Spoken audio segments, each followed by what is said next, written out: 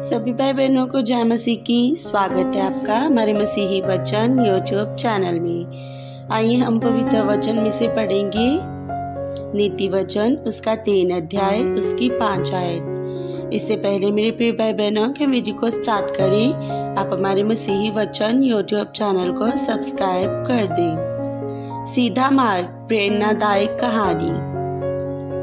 तू अपनी समझ का सहारा न लेना, वरन संपूर्ण मन से यहोवा परमेश्वर पर भरोसा रखना, उसी को स्मरण करके सब काम करना, तब वह तेरे लिए सीधा मार्ग निकालेगा।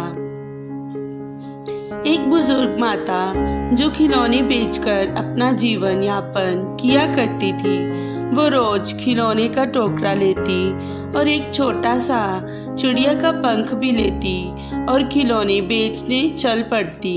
यहाँ कहीं भी 2 रास्ते आते या चौराहा आता तो ये जानने के लिए कि आज किस रास्ते में जाना है, किस गांव जाना है, वे छोटा पंख निकालती और उसे ऊपर हवा में उछालती।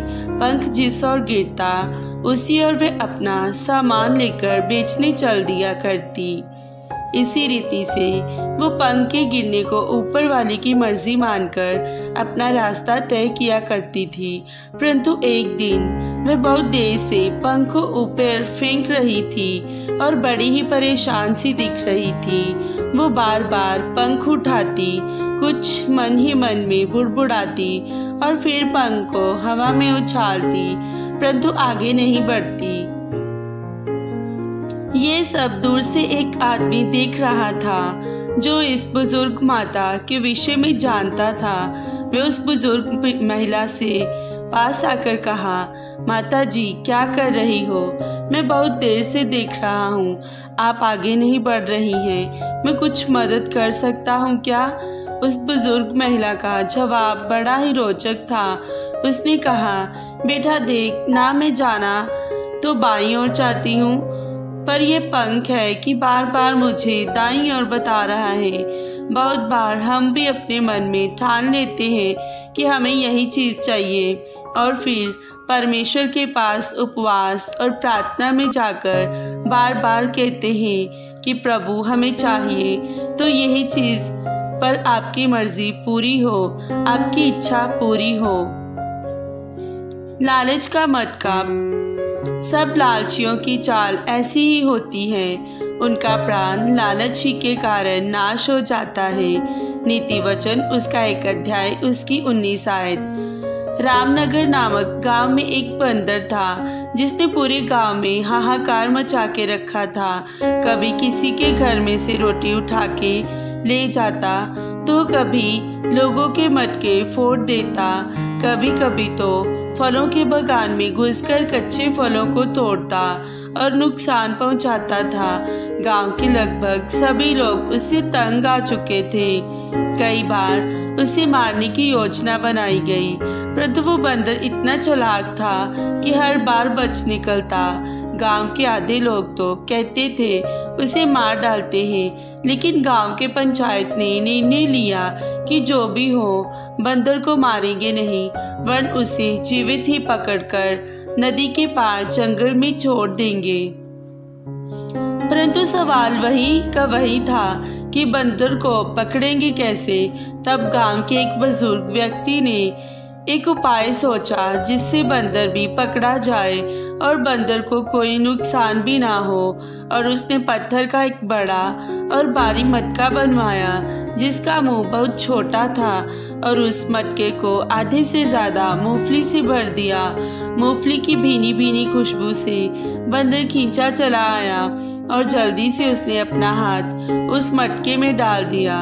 अपने बड़े पंजे से उसने अपनी मुट्ठी में ढेर सारी मूंगफली पकड़ ली, लेकिन जैसे ही बंदर ने अपनी मुट्ठी निकालनी चाही तो मटके के मुंह छोटा होने के कारण वे उससे नहीं निकाल पाया। बंदर खूब जोर लगाने लगा, उसके हाथ में दर्द हो रहा था, वो चिल्ला भी रहा था, परंतु उसका हाथ उस मटके से बाहर नहीं आ रहा था। मटका इतना भारी था कि वो इसे लेकर भाग भी नहीं सकता था। ऐसे समय में उसके पास दो चुनाव थे, एक या तो मूंगफली का लालच छोड़ दे और मुट्ठी खोलकर हाथ निकालकर आज़ाद होकर भाग जाए, या फिर मूंगफली मिलने की आस में मुट्ठी बिना खोले निकालने की कोशिश करता रहे। आप क्या सोचते हैं उसने क्या किया होगा? बिल्कुल आपने सही सोचा। उसके लालच ने ही उसे पकड़वा दिया और उसे अपने प्राणों से हाथ धोने पड़े। हीरे जवाहरातों का खेत।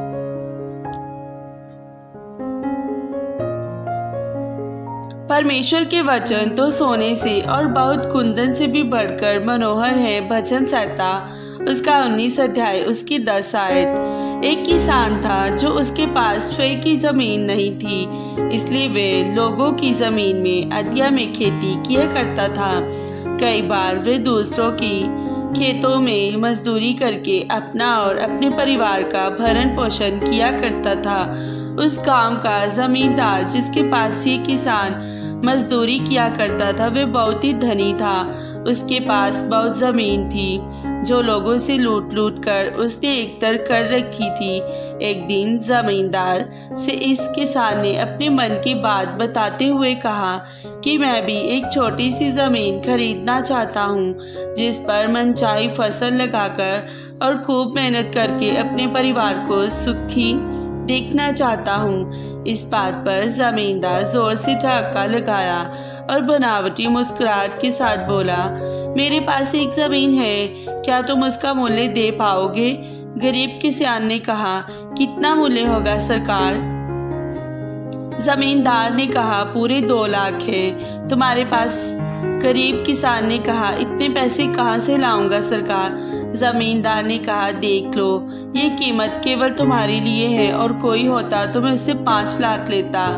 गरीब किसान ने थोड़ी मोहलत मांगी और भागकर घर आया और अपनी पत्नी को बताने लगा कि यदि हमारे पास 2 लाख रुपए हो जाएं, तो हम भी एक जमीन के मालिक बन सकते हैं, हमारे भी सपने पूरे हो सकते हैं।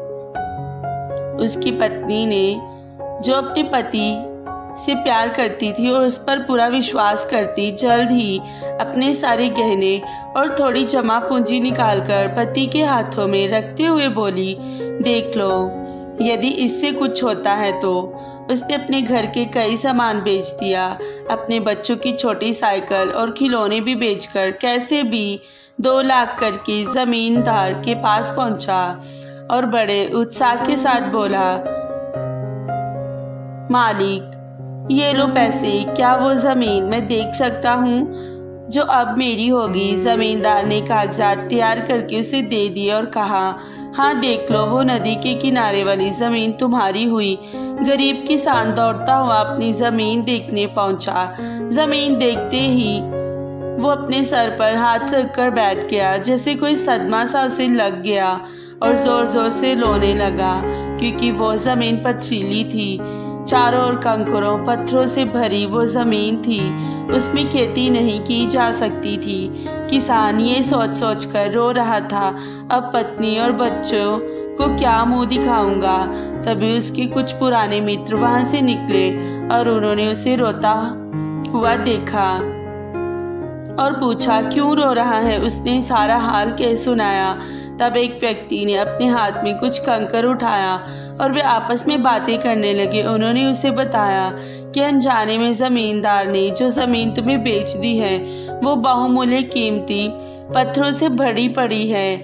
हम ये बात इसलिए जानते हैं क्योंकि हम चोरी हैं। उसे लगा वो लोग झूठ बोल रहे हैं, परंतु जब उन्होंने उसे यकीन दिलाया और उनके साथ कुछ ही दिनों में ये गरीब किसान ने उन पत्थरों को तराशना और पहचानना सीख लिया और उस शहर का सबसे धनी व्यक्ति बन गया।